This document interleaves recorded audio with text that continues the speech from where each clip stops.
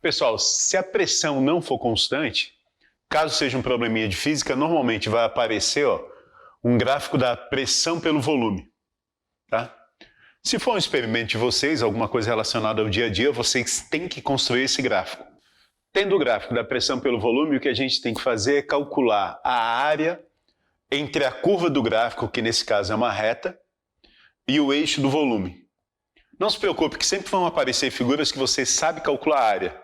Ou um retângulo, ou um triângulo, ou juntando um triângulo e um retângulo. Nesse caso, seria isso, né? Eu teria aqui um triângulo e um retângulo. Eu tenho a área de um trapézio. Beleza? Zeca, como é que eu posso provar que a área do gráfico pressão por volume vai me dar o trabalho realizado pelo gás? Bom, se você não quiser ver a prova, pula essa parte do vídeo que tem esse quadro branco aqui do meu lado. Beleza? Mas a ideia até que é simples. Vamos pegar um caso que a gente sabe calcular o trabalho. Lembra, a gente sabe calcular o trabalho quando a pressão é constante. Então imagina um gás que o volume aumenta de 1 para 3 metros cúbicos sob a pressão de 5 Pascal, ou 5 newtons por metro quadrado. Então, esse gráfico com pressão constante vai ser uma reta paralela ao eixo do volume. Tudo bem? Se eu calcular o trabalho, é só multiplicar a pressão pela variação do volume. O volume vai de 1 para 3, então ele varia 2, né? Então o trabalho vai ser 5 vezes 2, 10 joules. Percebe que se eu pegar o gráfico e calcular a área do retângulo que está pintado, também dá 10. Então eu tenho certeza que quando o gráfico é de pressão constante, ou seja, quando a figura é um retângulo, trabalho vai ser exatamente igual à área do gráfico. Zé, como é que a gente sabe disso? Porque a gente calculou e deu igual. Um deu 10, outro deu 10. Então, a área desse gráfico é o trabalho. Tudo bem que nem sempre a gente vai ter um retângulo, né? Vamos pegar um gráfico mais estranho ali, que eu nem sei calcular a área. Tudo bem? Então, nesse caso, a pressão não é constante. Mas a ideia é a seguinte, mesmo que a pressão varie bastante, tá? O volume passou de 1 para 5 e a pressão aumentou 10, se eu pegar um intervalo de variação de volume bem pequeno, quer dizer, eu pegar esse gráfico e dividir em pedacinhos, pegar um intervalo de variação de volume muito pequeno, a pressão varia muito pouco nesse intervalo. Varia tão pouco que para esse pequeno intervalo eu posso dizer que a pressão é constante. E eu posso aproximar aquele pedacinho do gráfico a um retângulo. E posso fazer isso com o gráfico inteiro. Eu posso pegar o gráfico e subdividir ele em vários retângulozinhos. E eu tenho certeza que para cada retângulo a área vai me dar o trabalho. Bom, percebe que se eu somar a área de todos esses retângulos, me dá exatamente a área, ou pelo menos muito próximo, né? Da área entre a curva do gráfico e o eixo do volume. Galera, se cada retângulozinho a área dá o trabalho e somando todos os retângulos da área da figura, é porque a área da figura me dá o trabalho. Então, para qualquer gráfico pressão por volume, a gente sempre pode calcular o trabalho através da área. Qual que vai ser a unidade de trabalho que a gente vai utilizar? Bom, já falei ali no exemplo do gráfico, né? A unidade de trabalho que a gente vai usar é do Sistema Internacional, Joule, a mesma que você usou lá em mecânica, certo? Só para lembrar, lá em mecânica, quando a equação do trabalho era força vezes deslocamento, para a gente ter trabalho em Joule, força tinha que estar em newtons e deslocamento em metro. Até porque newton vezes metro é Joule. Tudo bem? Agora, quando a gente vai usar que trabalho é P vezes ΔV, tanto faz. Pode ser usando a equação ou calculando o trabalho através da área do gráfico.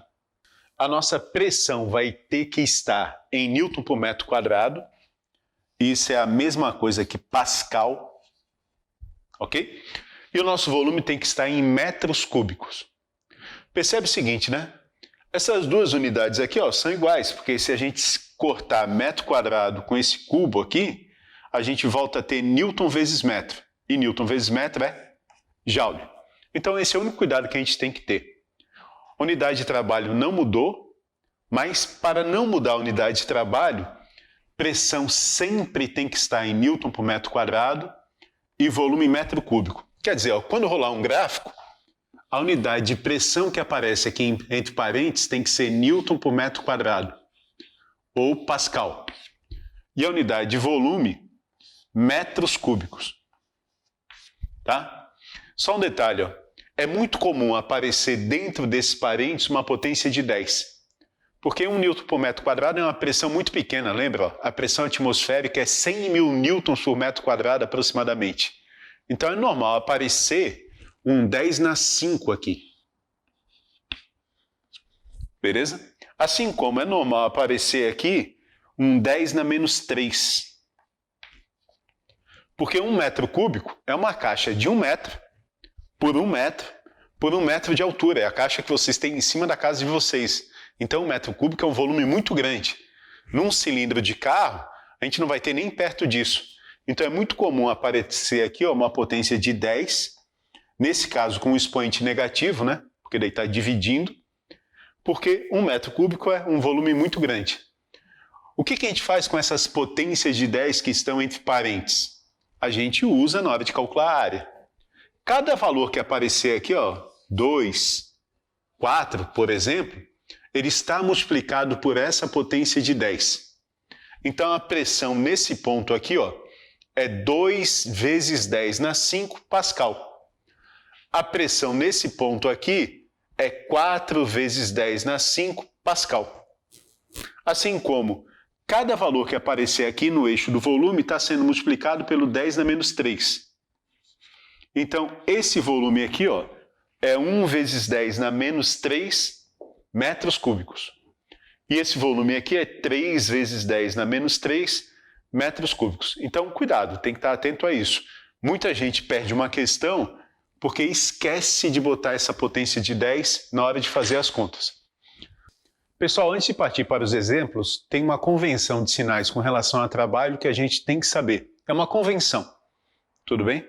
Tudo bem que essa convenção vai ter relação com o sinal do ΔV. Isso. Como o trabalho é P vezes ΔV e P é sempre positivo, quando ΔV for positivo, positivo com positivo dá positivo. O trabalho é positivo. Quando ΔV for negativo, positivo com negativo dá negativo. Então o trabalho é negativo. Então a convenção que a gente usa está relacionada com a variação do volume. Sempre que o volume aumentar, o trabalho realizado pelo gás é positivo. Sempre que o volume dele diminuir, o trabalho realizado pelo gás é negativo. Tudo bem? E um detalhe, ó, um trabalho positivo significa que o gás empurrou alguém. Ele realizou o trabalho e, consequentemente, ele gastou energia. Um trabalho negativo significa que alguém esmagou o gás. Alguém de fora foi lá e pum, pressionou o gás. E quando o gás é pressionado, ele ganha trabalho. Alguém de fora faz trabalho sobre o gás e ele ganha energia. Então, um trabalho positivo significa que o gás empurrou alguém e ele perdeu energia. E um trabalho negativo significa que alguém pressionou o gás, empurrou o gás e ele ganhou energia. Normalmente vai aparecer assim, ó. Trabalho positivo é um trabalho realizado pelo gás e trabalho negativo é um trabalho realizado sobre o gás. De novo, ó, mantenha o que eu falei. Um mosquito aqui. Mantenha o que eu falei, tá? Ou mantenha isso na cabeça de vocês. Trabalho positivo significa que o gás gastou energia. Trabalho negativo significa que ele ganhou energia. Vamos fazer aqui ó, 3 exemplos para a gente terminar a primeira parte.